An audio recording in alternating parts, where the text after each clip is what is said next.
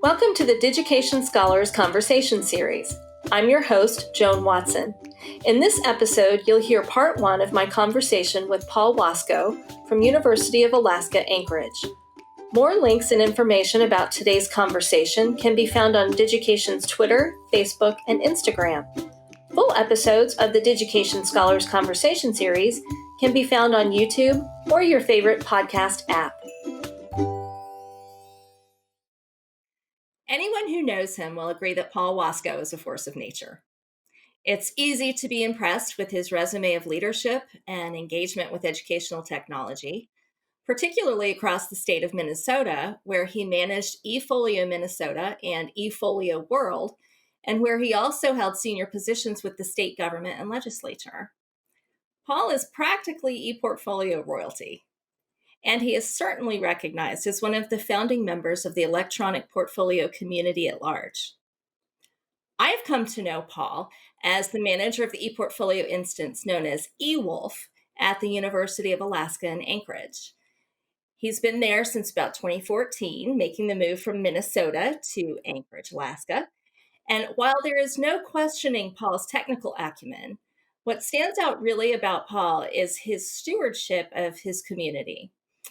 With considerable compassion and concern, Paul is committed and always has been to giving voice to those who are underrepresented and largely unheard.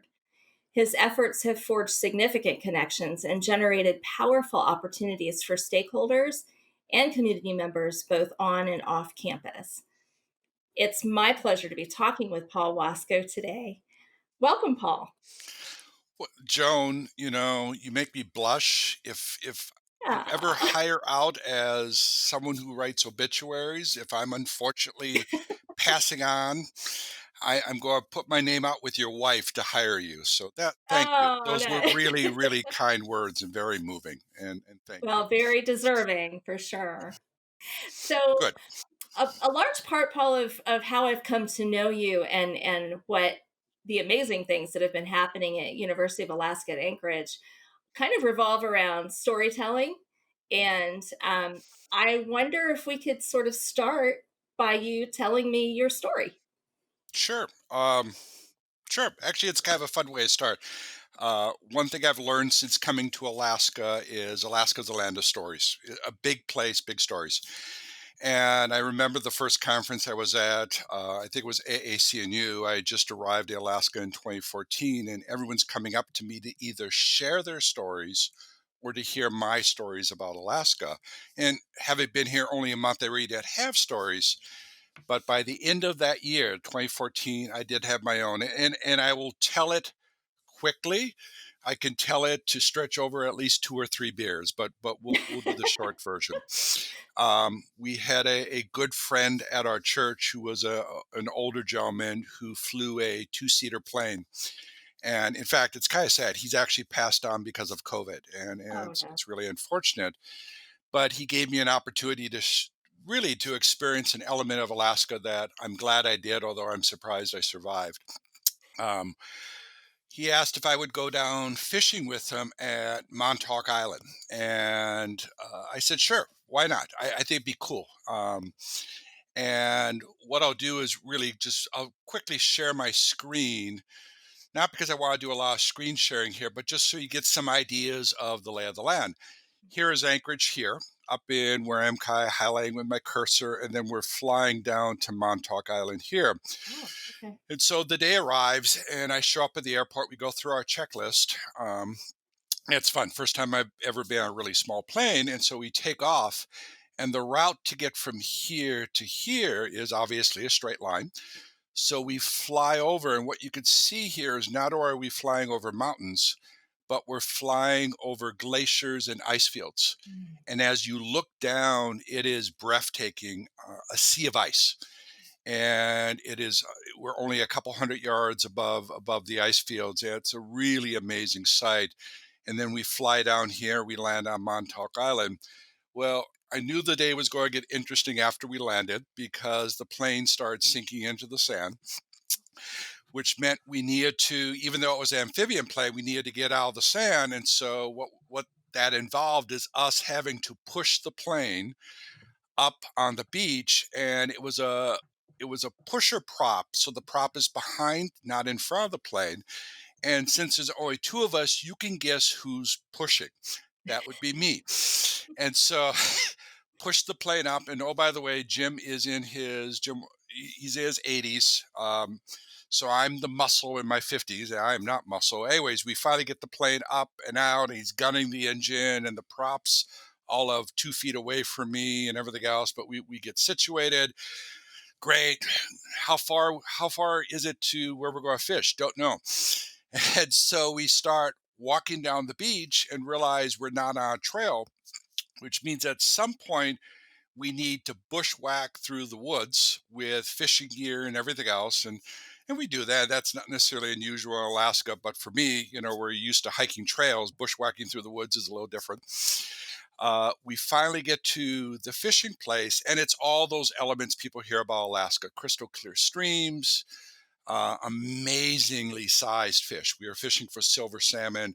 And I know as a fisherman, we do extend the truth a little bit, but I swear to God, they were that big. And they would do everything you would think of, Joan, in terms of jump and fight and everything else. Anyways, and I am kind of rushing through this a little bit. Uh, but we finally get our limit of fish, and it's a really big haul of fish. And for me, it's the first time really fishing for salmon that size.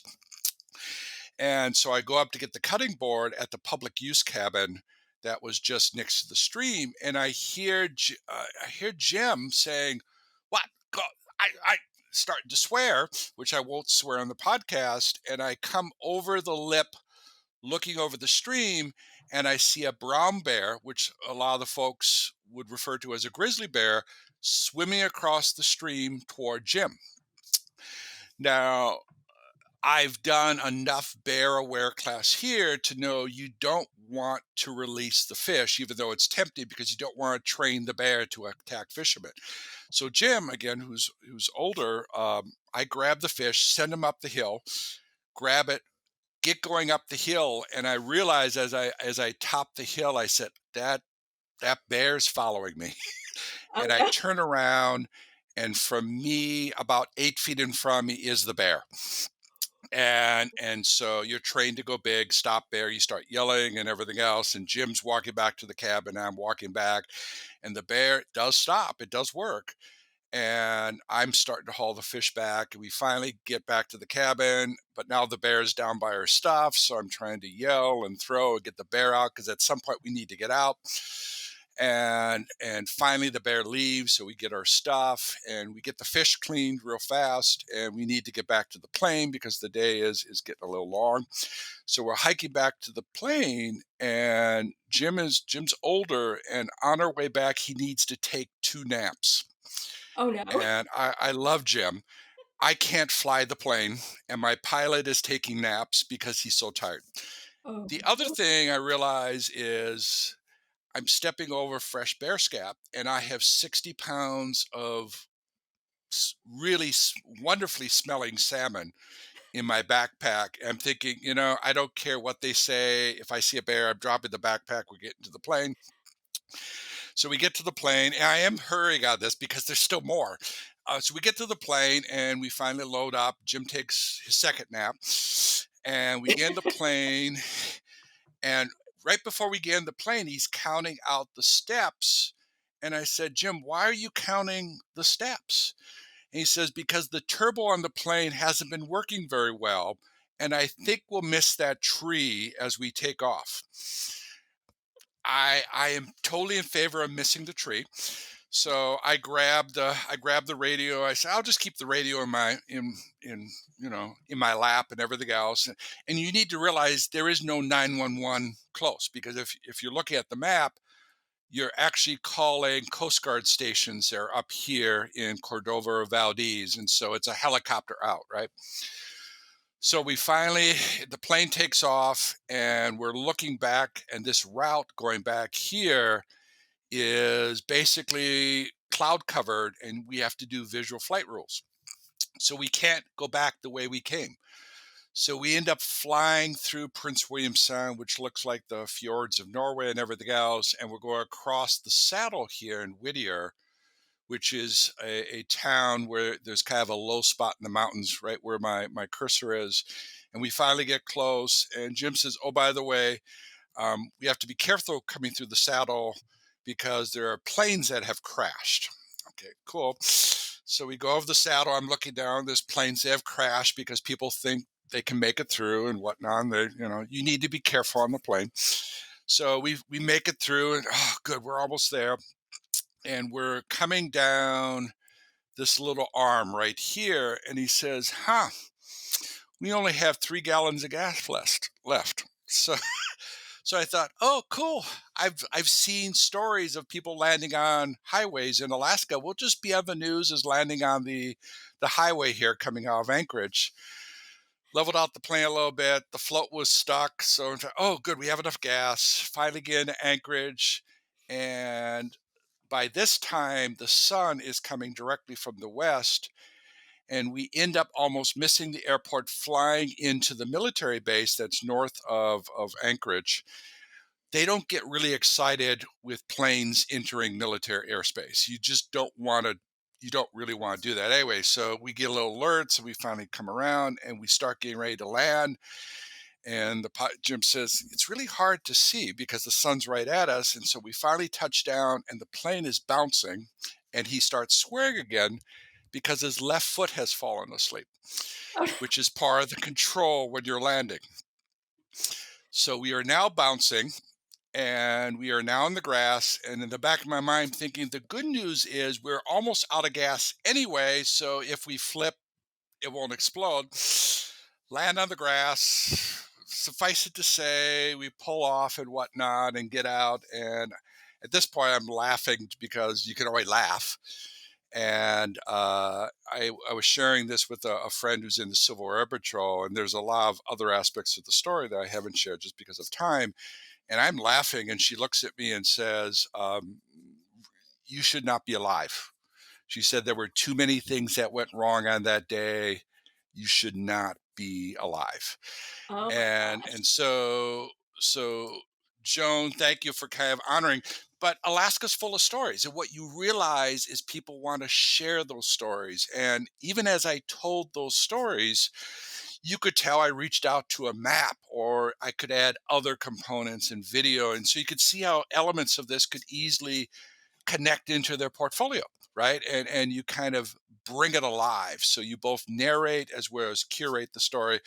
But that's my Alaska story. And my wife, that was the second time I had flown with Jim, and simply said, "Yeah, that's not ever happening again." So suffice it to say, that probably will get me beers at a bar for the rest of my life when we have Alaska storytelling or whatnot. But I am happy I had that experience. It is one of those things where, you know, when you're old and sharing things of your life, I will share that. I will share those Alaska stories with folks. So thank you for kind of giving me an opportunity to, hey, this is the place of Alaska. Right, and that's wonderful. And it's interesting because I know one of the other things that I have learned about Alaskan culture, especially the community that you work with in Anchorage, there's a real sense of place. And so when you meet people for the first time, they are very articulate about where they are from and who their family is. Hmm. So Hmm. the formal introduction might go something like, "What if you were formally introducing?" So, and actually, I really like it. I've used it a lot, even in conferences, and so if you and I were doing this, and I do think it's a grounding element. And in fact, if we were doing this at the university, there also would be a land acknowledgement that the university sits. I'm in the library at the university, and the university sits on denied land. This land is all historically tied into our Native Alaskan community, and there's always those acknowledgments about where we are. But if you and I were doing this, I'd say, my name's Paul Wasko. My father is Doug Wasko, and my mother is Karen Wasko. I grew up in Minnesota. I have a brother, Peter, and a sister, Kristen.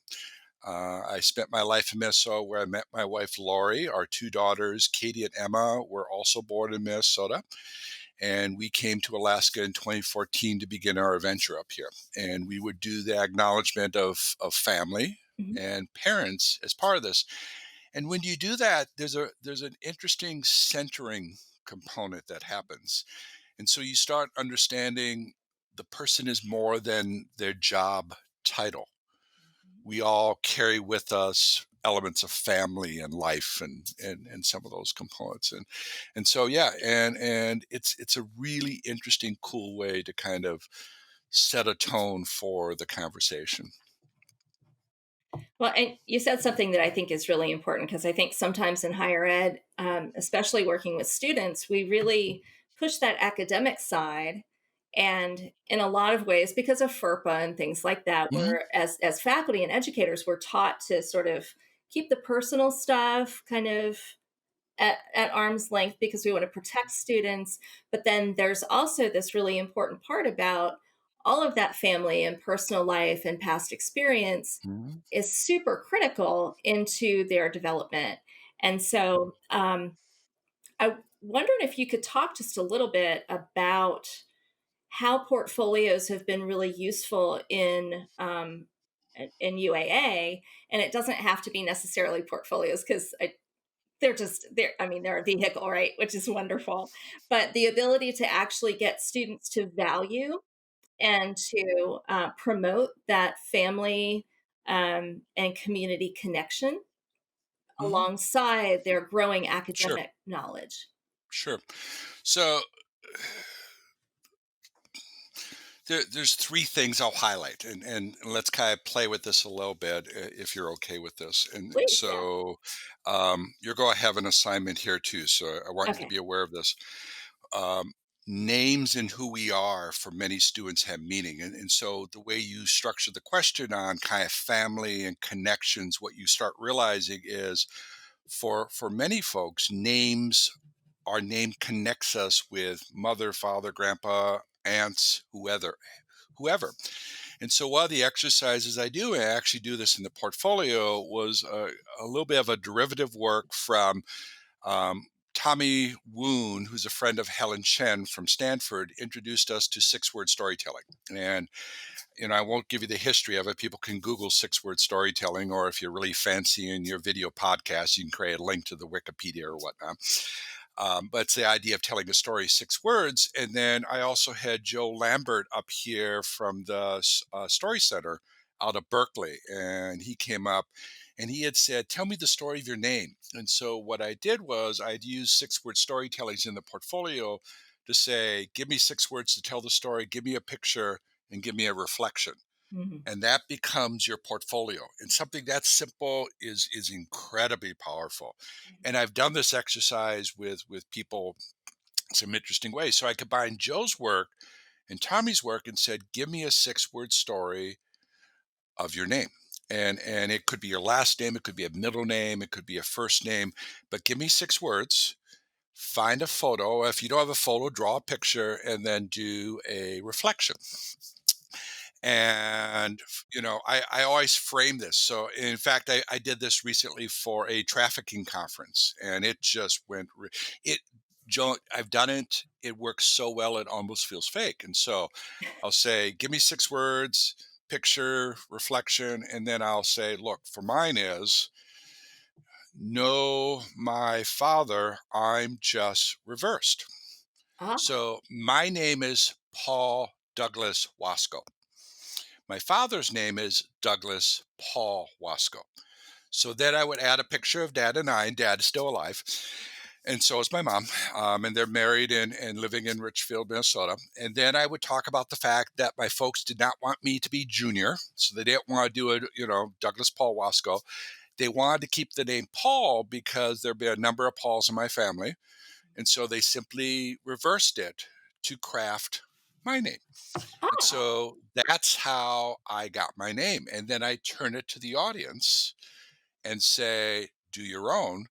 And we pause. It's not like this, right? You give people, a minute or two and whatnot, and then you go through it. And what it brings out are all these different elements. Mhm. So, Joan, if I did that for you, what would it be? So the six-word story of my name. Hmm. Hmm. Okay, this is subject to revision, Yep. Yep. Yep. but Yep. initially, I would say Um, Green rolling hills, Mhm. Black Watch tartan. Mhm. And so that would be my name is Joan Caroline Monahan Watson. And so I have a very strong Irish and Scottish background. Right. My grandmother, it was a Copenhagen and a Buchanan, and the Buchanan came directly from Scotland. And so the Black Watch tartan is the Scottish fabric that we have. We all have kilts, you know. And then the Green Rolling Hills of Ireland is where my family is from in southern central Ireland from Monaghan County. So that's, I think that would be because very much both of my, and this can also lead to, I guess, text about my family, is that they were all Mhm. very interested in origin and place. Mhm. Um, and we're only a few generations here in the States. And so being able to trace back has a lot of significance for us. Mhm. So, yeah. That's cool. And Joe, so first, thank you for sharing. Oh. Two is I learned stuff about you that I did not know. And it was only really this very short 1 minute sharing, right? And so you could see how this would easily translate into a portfolio, Mhm. right? Because as you describing this, I could see, oh, I could grab this, a map, and maybe a picture of my family, da, da, da, da, and then the reflections. And now all of a sudden you have a portfolio site that's profoundly personal. You are tied into this, and you are tied to family and place and all those components. And so I use that approach a lot to kind of introduce some of the portfolio work here at the university, and it can complement or replace the about me section that frequently is part of the portfolio. And in fact, we have a template, as you know, inside Digication talking about this, and we freely share it with folks, and would love others to kind of take advantage of it if it adds value. So that's one component that honors who am I, and allows people to be themselves beyond just a name and a label, and it goes deeper. So there were two other things that I'll share with you in the context of the question that you asked. One was a number of years back, I was working with a colleague by the name of Sheila Rindazzo, and Cheryl Turner was there, and some other folks. And Sheila's part of a Native Student Service team that was here at the university. And it was, I was just starting to sell the portfolio. Like many of my colleagues around the country, part of our job is selling the portfolio. I don't say that negatively. We have to be the proponent to go out there and engage. And I'm lucky enough to have lots of experiences that you were highlighting during the awesome intro. And so I have lots of possibilities I can tap into. There's always a something I worked on that usually can fit something. And so I had a dialogue with Sheila, who was really interested in bringing the portfolio into the NAF Student Services because she thought it would have value for the population. And it's a population, honestly, Joe, I did spend a lot of time in Minnesota because I kind of work at a system level. I don't always get the chance to go deeper into those spaces when you work with 36 schools around the state and everything else. So I'm talking with Sheila, and I'm highlighting some work we had done with Century College and some other folks in Minnesota that was around a holistic advising model. Minnesota calls it GPS life planning. If you Google it, you'll find it as well. But it was a holistic advising model that talked about everything from career planning to personal development to leadership growth. It's based on some work coming out of Valencia, and it's really cool. It addresses really all the aspects that we should be talking about with students beyond just what classes are you going to take next semester and how are you going to pay bills. So I went through it, and there's a portfolio component to this. And I finished it up, and Sheila then said, "How could something like this help engage and heal and work with our Native students?" And I looked at her, and I know it sounds trite, but you get these goosebumps sometimes when you're on something that is just so cool, and you don't know what it is, but you know there's something really there. And I said, "I don't know. I don't know." And I laughed. And in fact, I shared a little bit this story. There's a broadcast at AACNU that I was blessed to be on the stage with Eva Gregg. I'll talk about Eva in a second. That tells the story with a little greater depth. But suffice it to say, I called Helen Chen because Helen's Stanford, and Stanford's supposed to know everything. And Helen says, "I don't know." and that's but we were both excited that that's when she introduced me to Tommy Woon. And so that was the first time we started talking with Tommy. And the work with Tommy and the work with Sheila led to the development of an effort that basically took the GPS life plan, or the holistic advising model, and developed, indigenized it, brought it through into language that would resonate with indigenous students, native Alaskan students here, and include things a little bit like what we were talking about with the story, who's your family, who's your tribe, who's your, in other words, those elements, and then converted things from financial planning into being a provider. Because here, Alaska, for some elements of still the community here, there are still villages who are off, almost kind of off grid. They live off the road system. You only get there by plane or by others. I mean, Alaska's a very different place. And so hunting, fishing, foraging are still part of elements of lifestyle. And so they took a financial plan and looked at it through being a provider lens, and they did some stuff. And Sheila, who's now at Office of Child Services, had asked one of the workers there at the office, Eva Gregg, to actually do this and complete the process. And it's not a 1 hour thing to go through this exercise. It really involves some thought and time. And Eva did a great job and was showcasing her work to some of the native elders. Tommy was up here, and what Tommy and the elders realized is not only was it a holistic advisory model, it was actually beginning to heal certain elements of historical trauma, and very emotional. In fact, I have a hard time getting through it sometimes. But that work led into then further development of how might the portfolio fit into a very new place. Mhm. And of late, there's actually a National Institute of Health grant that's involved with some of this work. They've continued to develop it.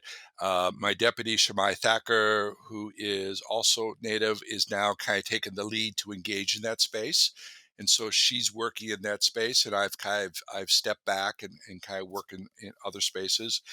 But that's the portfolio beyond anything we thought about. And again, if you want more information, you're well aware that there's an AACNU broadcast that highlights that, with Eva sharing her story and just doing an amazing, humorous, funny, thoughtful job that really is cool and worth the 20 minutes just to go through that. So that's kind of the second part of this. And then the other part, the part that really has drawn some really interest, both from your space, but also NIOLA and AACNU and others recently, is work I was doing with Dr. Andre Thorne. And there's actually, you guys did a broadcast, I think, last year that captured an interview with Dr. Thorne and his team at the Multicultural Center. So there's a Native Student Services, and then we have a Multicultural Center here at the university. Um, and Dr. Thorne was director for that. And we started coming in and we started working on translating some of his efforts through this practice of portfolio use and identity and culture into his space. And we took their showcase effort, which was the Student of Excellence, which is a competition, scholarship competition that they've run for a number of years. And we went through and translated that into the portfolio space, and it worked. Oh God, it worked well. Um, so a couple things, and he'll talk about this. And if you listen to the broadcast, he's very passionate. I love working with Andre. Um, it allows the student to have this multimedia representation of self and do it in a way that's in a safe space. It's in the multicultural office. And so they're adding and talking about who they are in this space. And they're adding all these different elements because we're really encouraging them to do things of video and audio. In fact, we expect them to do those types of things. And the work is a couple things happen that were really interesting. So if Andre's doing this, he would do the following. The number of applications went like this. The quality of the applications went through the roof. So they had people being more thoughtful about what they did, which made the judging a little harder, but they did have 50 or 60 applications because it took thought and engagement to do this. And they being both the multicultural office stewards are so proud of the work. And we've been doing that now for a number of years. And the results, the engagement, the stories, everything that's coming out. And you guys, I try to involve Digication when I can, and you've scored this, Kelly has scored this. And so you've had a chance to be part of this. But like I said, Niola was really interested, Andre, on how this might be ported out to other institutions. And Gianna, the deputy over at Niola, was like, "Oh, we need to write this up." And I know some of the folks of your husband and Tia and others at AACNU have also been really interested, especially at this time of Black Lives Matters and whatnot, on how a portfolio can help fit in and complement the space. And so the other elements of the community and that work, the Steward of Excellent work, then branched into the other aspects of the Multicultural Center. And so very much they use it with freshmen, they use it with mentors, they use it just really cool number of ways. And that office has actually become a stellar showcase for high impact practices, an amazing showcase for that. Now, Andre unfortunately has left the university here. He is down in Mizzou. Um, if he was doing the interview now, he'd say go Mizzou. But and very emotional again. But we're now starting to talk about potentially how Missouri and UAA might collaborate. He's in an environment that really is encouraging him to do a lot of creative things, bring things at scale, push some stuff out. So our journey together is not done, and we're starting to talk about how we do and engage in some of these work and activities. And so when you asked again about community, culture, diversity, identity, those are really three really cool elements that have happened. And it's cool to kind of honor some of the student affairs efforts, because we have some amazing faculty here like we do at all sorts of institutions around.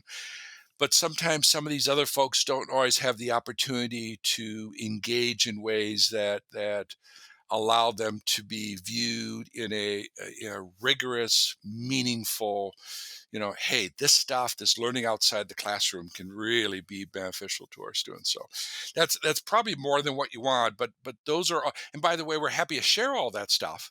So, or engage on that, but those are really what gets me, revved are those types of things that really start impacting in some meaningful ways student lives and some of the lives of folks around here. So That's excellent. Yeah, thank you for that. This concludes part 1 of our conversation with Paul Wasko from University of Alaska Anchorage.